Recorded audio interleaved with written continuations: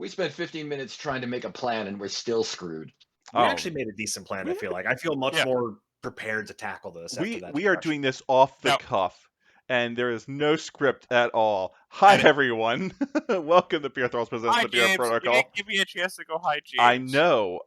We have a new person there. I'm James. I'm drinking whiskey and Coke in a old Steel Soul Red cup. I have that cup.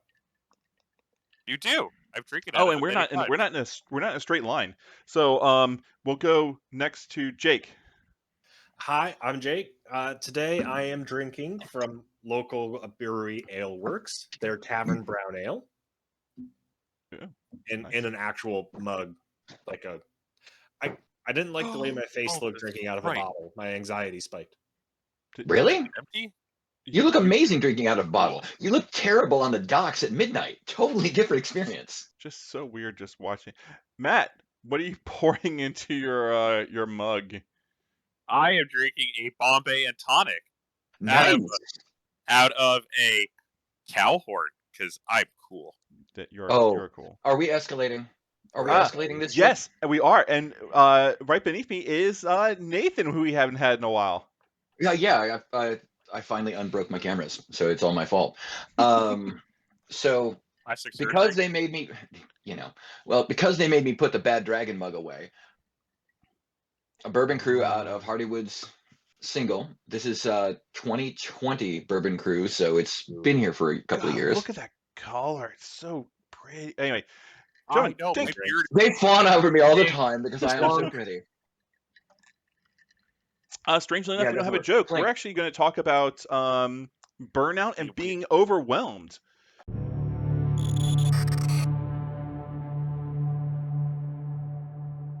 Hey James, why are we talking about this? Well, I have a friend, and it's just he's really overwhelmed by all the new stuff and is feeling anxious. And I thought we could have an episode to kind of discuss why my friend is is having this little bit of this burnout. Is it because he's terrible at the game? I'm kidding. Yes, my friend Matt is terrible at the game. I mean, yes, I am. That being said, Matt is actually better than I am at this game. So, and in my heart and in my head, I am better than Matt. So I still reign supreme. So yes, but that's also because we give you tomatoes and sour cream. So what you're saying is you're ultimate, Matt? Damn right. I could be. Anyway, yes. So in all seriousness, James, why do you feel like you are stressed and overwhelmed and exasperated with the game? So we do a little bit of, and I'm saying a real little bit of planning for this podcast, and one of the things is that we look at the cars, we try to determine, okay, what's the newest models. We look at the game state, we look at things like the LVO, any of the major cons, like the European con. We do all this stuff, and we're like really looking into the game. And I haven't really played in months, and I started looking at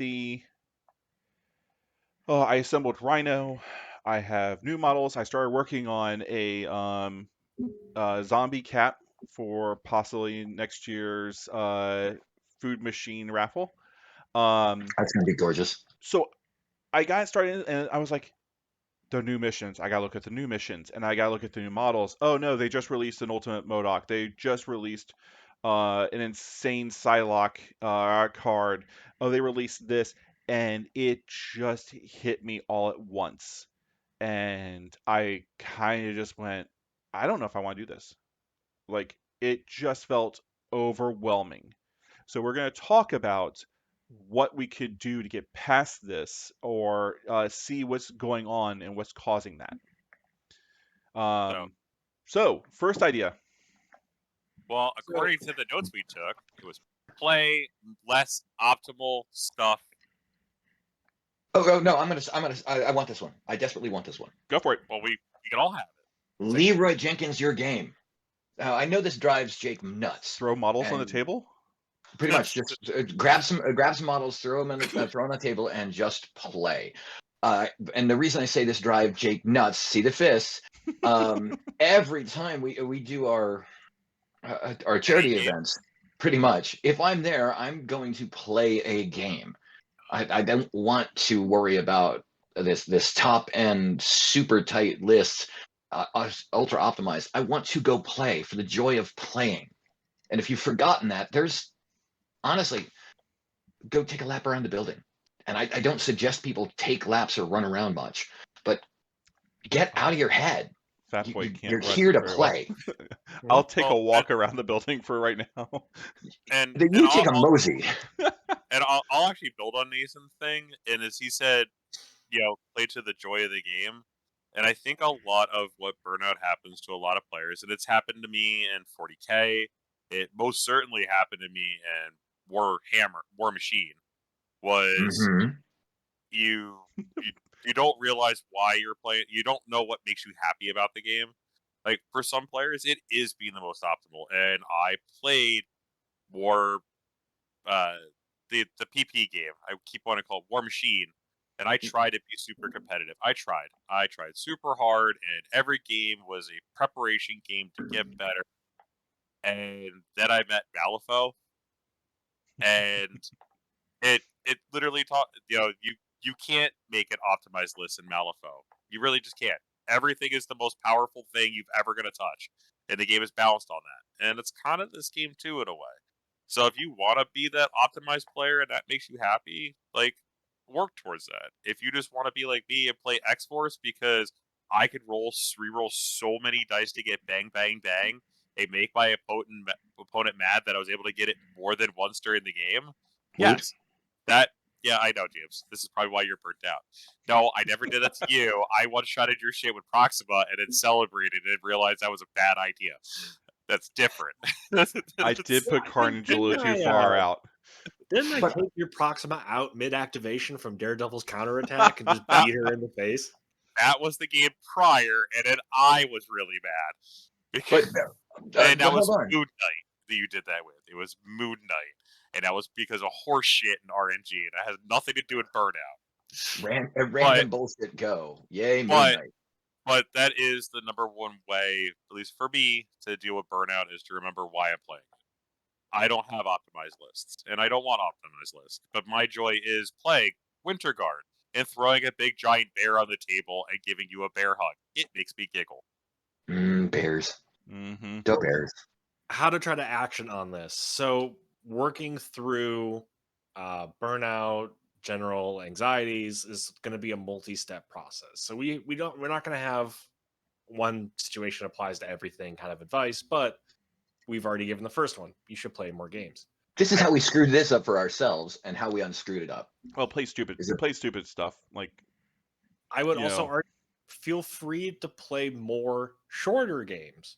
Like, there's a meme template floating around of talking about video games of, I want more games made for less money with worse graphics. And I mean it. For miniature games, I want more games played faster, played more badly. And I mean it. Like, remove a crisis if you want the game to go quicker. Play to 10 points. Don't play with crises at all and just play 3 rounds of Rock'em Sock'em Robots. Whatever helps you play quicker, play to the parts of the game you enjoy. If you don't like the fact you can get one shot by Malekith or Juggernaut or the big shinies, even play with, change the rule up for KOs that you're just dazed for the rest of the round and the models aren't ever removed from the table.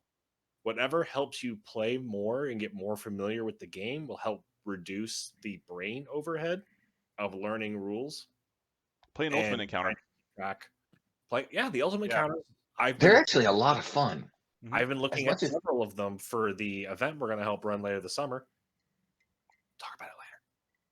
But we'll talk about it later. A lot of them are super interesting. Did you know there is a Hulk ultimate counter that is just on their website that was specifically designed to be the WWE of miniature games? Of just arena, look, this is going to take 45 minutes and I'm going to throw you into a pillar. That's called Rumble Slam. Different game. And now you can play it with the Hulk and whatever the Hulk and Rhino superheroes you can bring. God, Rhino would be great in that ultimate counter. We can't get dime stores. I'll gripe about dime store heroes, but play the toys that aren't suboptimal. If I could convince these 3 to actually break out Sin and put her on a table, I'd be a happy animal. Oh my god. I just don't care for Hydra. I like my pace. I like my good boys. I just don't like Sin. I like my good boys too. I mean, Hydra is just misunderstood. Sin in Lent? Are you kidding? Well done, thank you, sir. That was good. That was good. I'm done. You can excuse me from this podcast. Oh heck no, that was well done. So I think the next thing we had is basically we said, don't change a list. Like we said, there's a way of actually doing a tournament, which is you get your list, you play it 5 times minimum, just no changes. And I think one of the things we said is to try to get through Burnout is play the same list over and over and over again, just different people, just to see how it runs, and just walk into the game knowing you're going to lose, but just have fun with it. I actually wouldn't suggest Oh? that. I agree with most of what you said, but the part I take objection to is walking the game knowing you're going to lose, because that I don't want people to lead into like a defeatist, this doesn't matter. I can see that. Expect yourself to make mistakes and learn from them. Allow yourself to make mistakes. The way I phrase it badly, not expect yourself to lose, but expect yourself to make a crap ton of mistakes that could lead to you losing. Well, because again, like the end point seems to be the expectation you're going to lose. Right. And I would argue your expectation going into a game, win or lose, is, am I going to get to rumble with models and rules I enjoy? Can I figure out a way to get around this particular interaction that I think is going to come down the pipe? Like, Juggernaut's really scary. Does Web Warriors work against Juggernaut? I don't know. I haven't played it enough. And so, while I do like winning, and I am sometimes psychologically affected by losing, all the time, every time. I also sometimes will just be like, I'm actually, in a lot of games, I have to force myself to keep playing once I've mentally like checked out of just like, oh, I'm too far behind. Because I'd almost rather let's just play again, try from a different angle, see if I learn something. Right, and flushing a table is a fine solution. It is valid. Yeah. Oh, explain flushing a table. Just clearing the table and resetting. Everything goes into toilet. Models go down the hole. Damn it. But I think, Jake, one of the things that you almost noted, we're still touching on that note, is just that if you're not having fun and you're doing this for fun to try to drag yourself out of those doldrums, it's the for fun. Mm-hmm. If your only fun is winning, then you have a different problem. There's something else going on. Good point. Good point. I would also bring up a side topic of we're going to hit on this a couple of times. Yeah, we're going to hit on this a couple of times, but in addition to playing the game, trying out interactions, seeing just exactly how many dice can you roll with Helios? How many dice can you roll with a Mystic Helios now? Sorry, that's new stuff. We're not going to talk about new stuff. Don't talk about new stuff. Anxiety. Also, like, what are the other parts of the game that give you joy, that give you energy, that helps you feel like I have made a good decision today, holding this new shiny box or holding my carrying case with my lovely models? Oh, I know what gives it to me. Having Carnage run into a group of your people and just murdering all. I mean, just because you're going to throw your Carnage into my very energy-heavy team is not my fault. She's modeling, the hobby aspect. Almost none of my models actually have bases that come from this game. Mostly because the bases are kind of generic. Well, but I build the bases. I have an entire ice team for my Black Order. My X-Force army is 100% beach themed. I taught myself how to make waves, crashing into breakers on the water. My Deadpool is jumping off a pier like this with his heart eyes, with water just rushing up on him like it's freaking the Little Mermaid. And he's definitely not nearly as washed out as Disney's Little Mermaid. He's bold, he's bright, he's colorful. He looks like he's wearing anime heart eyes. But he definitely doesn't have Ursula's love. But going on. No one But for me, like, then brings it back to the joy and what do you enjoy? I don't care if I lose. My models are pretty, and I like looking at them, and now I get to do something with them. That's a good joy. So And I the think hobby part of the game can be a way to try new skills, experiment with green putty. Even if you're just learning to paint for the first time, I actually would genuinely recommend a lot of these models for first-time hobbyists and painters, because superheroes, I feel like, are generally kind of easy in terms of art design and color. You usually have 3 primary colors in a given costume. And Well, I'm yeah, going to you say have freedom. it's no, actually on that one, I would like to say if the anxiety is coming from you doing the hobby aspect, this is actually one of the more easy games to get into the hobby aspect for, because you have reference materials like crazy. It's literally paint by numbers. If you want to change it up, perfectly fine. But oh, this is Wolverine's costume in X-Men. It's yellow, it's black, it looks like a friggin' bee. There you go. Now, If you want to do X-Force, it's all black. It's literally you have a ton of references that you can make your characters look like. You're not like looking at going, well, what color should that be? Like, you can literally just be like, cool, this is red. Yeah. On a flip side of that, though, if it is the hobby part of the game that's causing you stress, if you're like, I don't like how my models look, or they look so bad, or they're unpainted, and that ear bothers you, I actually don't have any good advice. I'll turn it over to the hobbyists in our group for that one. What would you say to someone who's overwhelmed by the hobby? Speed paint? Speed paints. Like I've heard a lot of good things about Army Painter speed paint. It does the basing, the highlights, and the lowlights all in one coat. So, and these models are actually very good for it. It has just enough textures in it that it will cause the shadows and make it look like someone who paints all the time, like our James. I compare my models to James all the time. He is an award-winning painter. Yes, I know. He's an award-winning painter. Plus or minus the frog. Oh, God, fair. And like for me, story. I like the hobby aspect, and I know I want to be better, and I work towards James to do that. That brings me joy. If it doesn't bring you joy, use the speed paints. Also, on the same note, if you're even that far, you're like, every time I pull out like a paint bottle, it just gives me anxiety. Ask a friend. There's a ton of people who do commission painting. You got that one guy or girl in your club that's just like, oh, I paint all the time. You go, hey, can I throw you like $20 and you paint up these 3 models? More than likely they'll say like, yeah, sure, why not? Yeah. So like you could like there's no shame in going, I need help, or please paint this for me. All right. The side note on that, there's also no shame on gray on the table.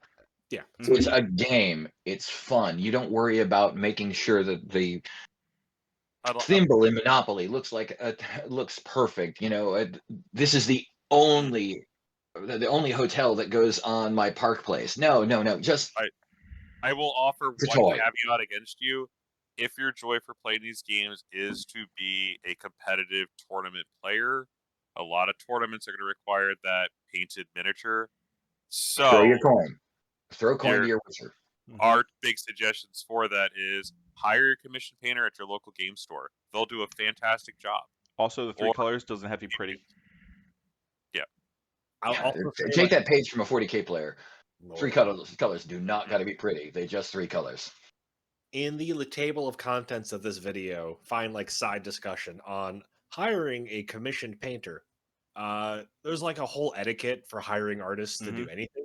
Please pay artists. Actually, don't be cheap. There's a bunch of videos. What their rate is, talk to them, like treat them as someone who's both doing a personal favor for you, but also as you're giving them cash for a service.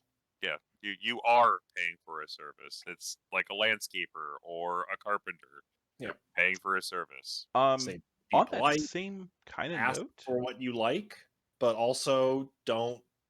I have not had a commission art in a long time. There's probably an entire video, not even by us, but just for like commissioning art in miniature. So many. I've seen 4 in the last month. Yeah. So it's Yeah. on. They're on YouTube. Basically, don't be a heel, and we move on. On the same note, if your anxiety is just the amount of models being released, don't buy them. Yeah, no shit. It's not your job to keep Atomic Mass Games in business. Or your local game store. In a lot of ways, It's nice to pay your local game store, but it ain't your job. They have magic for that. Yeah. Damn, it's cold. True, but cold. True. And 40K players. And this is something that hits. You're called out. Anyway, go on. This is something that hits Crisis Protocol in somewhat of a unique way because every model is playable in every list because of splashing. Whereas in other games, 40K, War Machine, Hordes, maybe Malifaux to an extent, you have armies. Yep. Where not every release is for you. Like sometimes the troll players are going to get a new release, and you can just file that out of your mind until you have to play against it. Like it's not everybody wants a Sentinel, flat out. Yeah, it's not your job to memorize everything. Crisis Protocol is a little different because you can optionally take everything, but I still encourage you to sometimes be aware of what's coming out, but not every release has to be for you. You are perfectly capable of letting something go by. Now, sometimes there'll be a tactic card or a scenario like, oh, that looks really cool. I want that. That's on purpose. That's called marketing. Mm-hmm. You still be aware that there's going to be stuff in almost every release designed to appeal to a broad audience, and try to also reflect on, okay, is this something I would be excited to play? Is this something I would be excited to paint? And if it is not either of those things, probably let it go by. Tactic cards, especially if you play casually, look, those are online. You can just print out a card stock of if you want to try a tactic card or scenario, or just play it casually in your group. Yeah, that's what Jake said. Well, he said card stock. You can just print on paper, and you have it temporarily. Good. Yeah. You should always, I think if you're playing casually, you should always be up for friendly proxies of, I would like to try a new release. The rules are up. I just don't have the plastic. Can I try this out? And I think a lot of people are going to be really reasonable with. Don't do that at a tournament. Yeah, but that's tournaments. It's a different thing. Tournaments are not. Tabletop Simulator and the Tabletop Simulator League is a great resource for just trying some stuff out with taking some of the pressure out to necessarily go out and buy everything. Now, and just having fun. That still has the pressure of, well, I have to try everything. I have to see if it works for me. And I still really encourage people to play a lot with the models you're comfortable with, so you are comfortable with them. Build up that knowledge of interactions in your head. Play more reps with what you own, and I think you're going to have a much easier time doing sort of the in a vacuum analysis when stuff comes out. Be like, is this something that would work for me? And if maybe this Hydra release doesn't really do anything for me, just let it go. Yeah, that's actually one of my main problems. My main problem is I do a lot of theory crafting. I run through games in my head. I'm constantly changing up who I have in my list. I'm constantly trying out new things. But the problem is with that, and like you said, I'm not familiar with what my key things are. Like, I'm jumping so much, I keep forgetting, oh, this character has this. Kingpin just knocks off a damage. Oh, what's Rhino's card do? Like, get familiarity with what you have. And then start working on the newer stuff as opposed to just data dumping everything at once and having to know everything at once. So I think we pretty much covered how to handle models, the list building aspects of it. You mentioned something else that given you a bit of anxiety is the game has kind of gone through a version 1.5. That has. And you mentioned eventually do so again. Yeah, and eventually we'll do so again, like Jake said. What do you see is giving you the anxiety of that change? I remember you said like the missions. How would we suggest basically relearning a basics of the game and how that causes the anxiety, because that does change your list, it changes your familiarities, it changes the game, as it should. It keeps it fresh. almost approach the game as if you're a new player. Yeah, Like, pretty much. yeah, like go, oh, what does this scenario do? Maybe it doesn't work my stuff. You know what? I only have these 3 scenarios to play. Let's just play the scenario. Like, I personally, when list crafting, and this is probably from a competitive aspect, this is definitely a failure on my part. I kind of don't pay attention to crises. I pick a crisis that sounds fun to play, and then I get models, I get tactics, and then crisis, like, I'll play what's on the table. You need to stop cosplaying as me in these games. Is what it is. Good lord. I would say my tactic to do that is I only bring one of each to the game for 5 games. See, and that's the only one I play. Yeah. That way I know 2. I'm kind of the reverse. I kind of get the missions and I build a list around it. And the last thing I'm really looking at is, you know, oh, I could take Orbital Strike, or I could take Medpack, or I could take this thing. Well, I can't take Medpack, but I was just gonna let you have it, James. but like I can like, it's one of those things at the end of like, cool, I think this list with these missions are gonna be great. Crap, I have to pick these things, and there's a billion of them, and some of them work with certain characters, and some one only works with certain factions, and then this one only works with is completely open to everyone, but it's not really situational in anything. Craven's card. It's Craven, man. It's One of the few. It's an entire video essay on Craven's tactic card. Anyway, but yeah, like, there's so many tactic cards that it is kind of overwhelming, being like, what should I pick? What should I pick? What should I pick? And so we had this problem with. You keep going, but I have a. No, go ahead. We had this problem after you. Back when we used dinosaurs to play polo. There was a game called Starfleet Battles, and this game was so complex you literally could get a master's degree in how to dodge one specific attack. It was that insane. Gotta remember Starfleet Battles. Right. And if you want to actually Google it, don't. Plasma torpedoes. Please God, don't. It's a fucking rabbit hole you don't want. But the important part of this is you don't force yourself to know everything. You're never going to know everything. Be satisfied with just a little bit less, even if you're a massive perfectionist like 3 of the 4 of us here. Just let some of it go. It has to. You're going to give yourself an ulcer. You know what occurred to me also while actually just sitting here talking about it?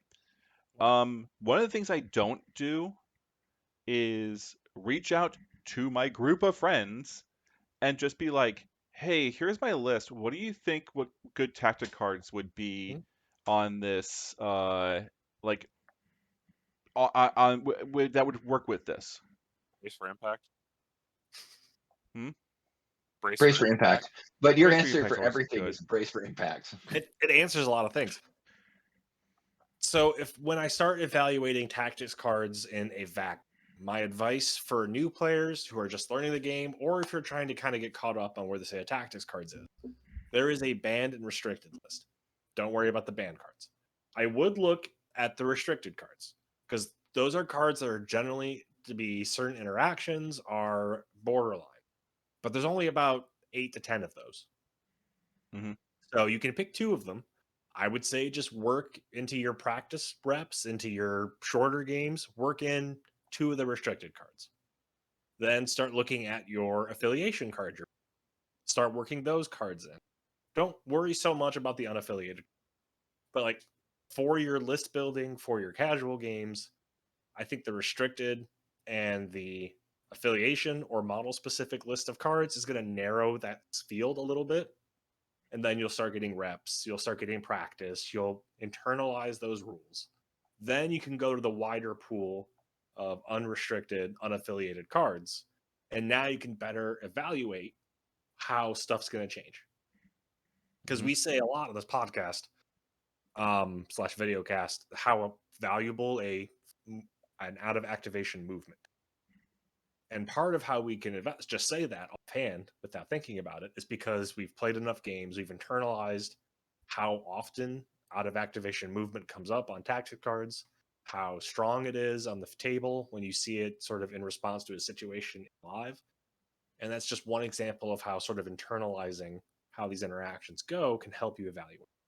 Now, are we the best at it? Absolutely not. If you are listening to us for advice, bless you. Go with God. Play a few games with that advice. Tell us how it's going. We'll compare it to our notes from our games, and we'll see who screwed up the perfectly good advice we gave you. We're idiots with a camera and a microphone. Dibs. I think I screwed that up already. So yes. So, gentlemen, I think we've pretty much reached our time limit. Yeah, but we have one more thing that Jake wants to talk about. I was going to say, is there anything else we want to mention before we cut it off? I will off ramp into the sunset. Woohoo! Dukes of Hazzard this shit. If you are experiencing burnout, if you are experiencing fatigue, if you're experiencing anxiety, I really urge you, and I think all of us collectively as a group urge you to take a deep breath and consider if there are factors in your life or in your hobbies that are both part of or outside of the game. Burnout and stress is something that affects all of us, and it can come from a really wide variety of sources. It is a genuine medical thing you should be aware of and do your best to try to work with someone or work with people you love and try to take care of yourself. It's definitely a big part of self-care. So if there's stressors outside of the game that are hurting your ability to enjoy the game, I think World Like Stress, it's okay to take a break. It's okay to take a pause. Ultimately, Crisis Protocol is supposed to be a fun hobby that you can enjoy with friends, in your own home, at a game shop, wherever it works, online, but it's something that you are meant to enjoy. If you're not enjoying it, take a break, take a pause, come back when you're feeling maybe a little more refreshed. Jake did say one thing earlier, which is your models are not going to melt away. Yeah, they will gather. If they do, you have. If they do melt, you had higher priorities anyway. Your house is on fire. Get the fire extinguisher. Holy crap! But everything that has been released will still be here waiting for you. I don't think the supply is going to dry up any soon. Even my local game store, where no one plays this game, still is getting new releases because I guess it's just me and one other random thing. We did that for a separate game at a different store, so it makes perfect sense. But no, people love a game, so they may buy it, or you can get it online, or what. But get your toys, but be fucking mentally healthy, because otherwise, what good is it? I mean, how do you play if you're just having problems on top? So eat, just sleep, take a break, play. Make sure you're getting good rest. One of the things I have not been, and I noticed that my anxiety has been going through the roof, is I am not sleeping well, which is a kind of a constant cycle of just you're anxious, you're not sleeping well, but then you become anxious because you're not sleeping well, and yeah, it's starting to get pretty thick. Circular. Hydrate. Absolutely hydrate. With actual water. I know we drink beer pretty visibly on this podcast. Drink water. Yeah. Getting enough water is important. I think it's 50 to 60 ounces a day is the current recommendation.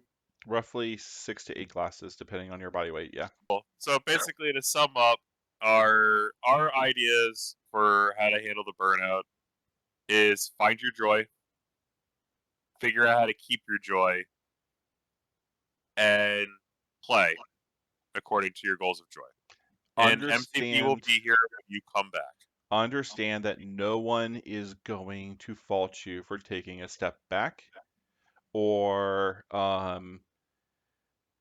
feeling bad about your burnout or your anxiety, or no one's going to mock you for that. You can always just take a break. So with that, thank you for watching. Even though there is no card here and there is no talking about a certain Ursa Minor. His name is Major, but okay. This has been a very special episode of Beer Protocol. This has been special and educational. In comparison to the movie we just saw, I think he's just Ursa. He might just be one step below. He's not Minor yet. Thank you for watching, everyone, and we'll see you next time. Game off. Bye. Cheers. Game off.